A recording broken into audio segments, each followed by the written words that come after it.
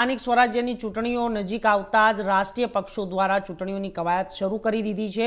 ત્યારે અમરેલી જિલ્લાના આંગણે આપ પાર્ટીના સંયોજક અને દિલ્હીના પૂર્વ મુખ્યમંત્રી અરવિંદ કેજરીવાલ અને પંજાબના મુખ્યમંત્રી ભગવતસિંહ માન વિજય વિશ્વાસ સભામાં જંગી જનમેદની ઉમટી હતી અને બપોરના બળબડતા તાપમાનમાં આપના કાર્યકર્તાઓ જનસભામાં પહોંચ્યા હતા। ત્યારે આપના પ્રદેશ પ્રમુખ ઈસુદાન ગઢવી, વિસાવદરના ધારાસભ્ય ગોપાલ ઇટાલિયા, બ્રિજરાજ સોલંકી, વિદ્યાર્થી યુવા નેતા યુવરાજસિંહ જાડેજા, રાજુ સોલંકી સહિતના મહાનુભાવો સ્થાનિક સ્વરાજ્યની ચૂંટણીઓમાં આપ તરફે મેદાન કરવાની અને જ્યારે મતદાન કરવાની અપીલ કરી હતી અને આપના સંયોજક અરવિંદ કેજરીવાલે રાજ્ય સરકાર પર પ્રહારો કરીને પંજાબ સરકાર દ્વારા ખેડૂતો મુદ્દે સંવેદનશીલતા દાખવે તેમજ 30 વર્ષથી ભાજપની સરકાર ગુજરાતમાં કેમ ખેડૂતોને દિવસે વીજળી નથી આપતી તેવા પ્રહારો અરવિંદ કેજરીવાલે કર્યા હતા।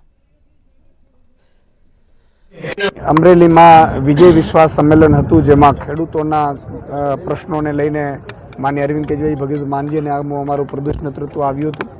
આજે ખેડૂતોએ સંકલ્પ લીધો છે કે જે ટેકાના ભાવે પૂરતી મગફળી ખરીદતા નથી, વીજળી દિવસે આપતા નથી, દીપડા અને સિંહની વચ્ચે ખેડૂતોએ રાત્રે પાણી વારવું પડે છે, તો પંજાબની સરકારે જે કામો કર્યા છે, પંજાબમાં બધી ઉપજનું પૂરેપૂરું માલ ખેડૂતોનો એ મંડીમાં ખરીદવામાં આવે છે। એ ખરીદવા માટેની જો સિસ્ટમ લાવવી હોય તો આમ આદમી પાર્ટી લાવવી પડશે। ખેડૂતોને પંજાબમાં દિવસે વીજળી મળે છે અને ફ્રી વીજળી મળે છે। આજે ખેડૂતનો દીકરો કેમ ખેડૂત નથી બનતો? ગુજરાતના ખેડૂત કેમ જમીન વેચવા માંડ્યો છે? કારણ કે આપણી ખેડૂત વિરોધી નીતિ છે।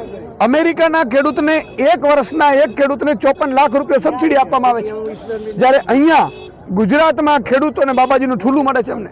અને એટલા માટે આજે અમારો દીકરો છે એ ખેડૂત અમે બનાવવા નથી માંગતા, જમીનો વેચવી પડી છે, પણ હું 54 લાખ ખેડૂતોના, એના પરિવારને, એના સગા સંબંધીને એટલું જ કહેવા માંગુ છું કે એકવાર તમારી પોતાની સરકાર બનાવો, ખેડૂતની સરકાર બનાવો।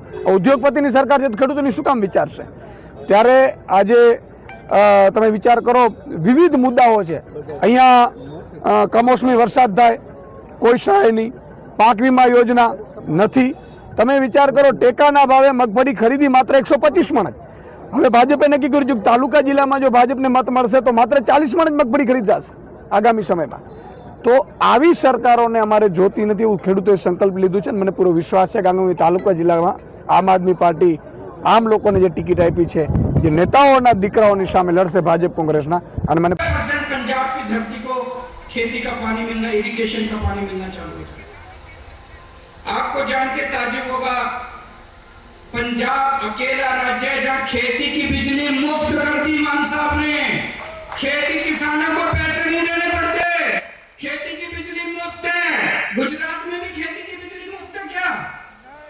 पैसे देने पड़ते हैं। 30 साल में क्या मिला आप लोगों को? इतना वोट दिया आपने इनको, क्यों? क्योंकि यहाँ पे नेताओं की सरकार है, यहाँ अमीरों की सरकार है, यहाँ पे करोड़पतियों की सरकार है, यहाँ पे भाजपा की सरकार है। पंजाब में आम आदमी की सरकार है, जनता की सरकार है, आपकी सरकार है। पंजाब 24 घंटे आपके बारे में सोचते हैं। पंजाब में कोई अपनी फसल बेचने जाता है मंडी में, जितने भी किसान धान या गेहूं लेके आते हैं, जितना भी लेके, सारी फसल सरकार खरीदती है, सारी फसल। कोई किसान को वापस नहीं भेजते। जितना गेहूं, जितना धान किसान लेके आता है, सारा का सारा सरकार लेती है, किसी को वापस नहीं भेजती। और सवेरे लेके आता है, मंडी में बेचता है, शाम को घर जाता है। जब तक घर पहुंचता है, बैंक का मैसेज आ जाता है, आपके खाते में पैसा पहुंच गया।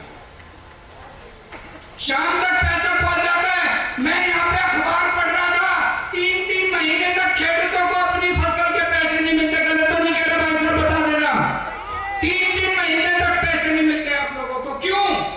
यहाँ नेताओं की सरकार है, उन्हें परवाह ही नहीं आप लोगों की। वहां पे आम आदमी की सरकार है, खेडूतों की सरकार है, किसान का बेटा मुख्यमंत्री है। परिषद के चुनाव में आपके बच्चों को टिकट देंगे, हमारे किसी के यहाँ जितने बैठे हैं, किसी के भाई को, किसी के पिताजी को, किसी के बच्चे को टिकट नहीं मिलने वाली, किसी को।